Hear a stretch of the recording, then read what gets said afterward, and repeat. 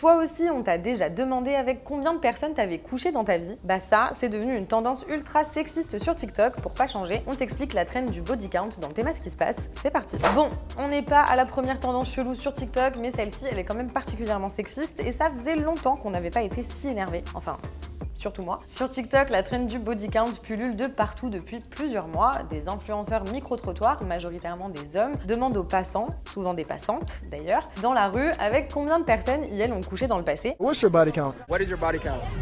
Oh, body count? Yeah. Like 3. Déjà, c'est hyper brutal, pardon, mais à quel moment ça vous regarde? Et cette trend, ça se passe pas seulement en France. Aux quatre coins de la planète, des influenceurs sont fascinés par le nombre de partenaires sexuels des gens.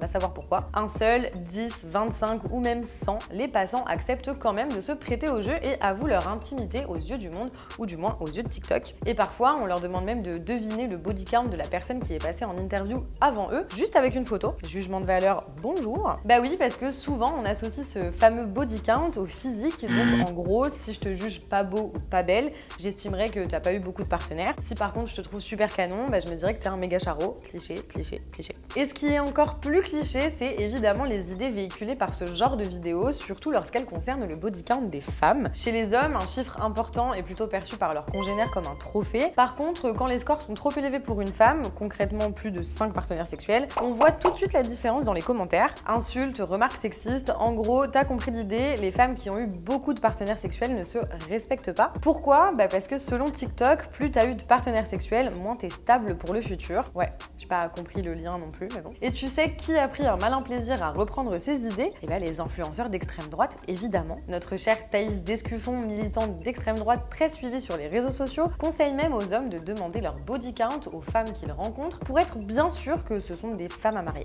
Et sur le TikTok américain, c'est le même combat. Si une femme a trop de partenaires sexuels, boum, c'est un red flag. Des TikTokers connus outre-Atlantique comme Slightly Offensive posent même des questions comme à partir de combien de partenaires sexuels pour une femme un homme peut-il enlever ou retirer sa demande en mariage? Non mais sérieusement, on est où? Et ça, c'est comme ça partout. Dès qu'une femme a un body count trop élevé, elle se fait littéralement lyncher sur les réseaux sociaux par une horde d'hommes qui lui disent de garder son corps pour son mari et que de toute façon, elle aurait dû rester vierge. Par contre, quand c'est un homme, bon, c'est go bro, vante-toi de tes conquêtes, ça fait de toi un homme un vrai, super. Du coup, forcément, on a vu apparaître des théories psychologiques autour du body count sur TikTok et tout le monde a décidé de s'y mettre, même si personne n'est psychologue. De manière générale, si elle te parle de patriarcat, d'inégalité salariale ou d'une autre connerie féministe comme ça, c'est qu'elle a très certainement couché avec beaucoup de mecs. Par exemple, d'après le TikToker Iman Gadzhi, une femme avec un score élevé serait l'équivalent d'une personne grosse. Je cite, « Je ne juge pas, mais ce n'est pas bien ». Super.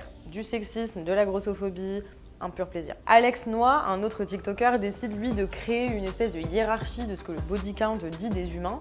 Enfin, des humains, surtout des femmes, comme d'habitude. Bref, tout le monde s'est pris pour Freud et franchement, on souffle. Hommes, femmes, personnes non binaires. 1. Le body count des gens ne vous regarde pas.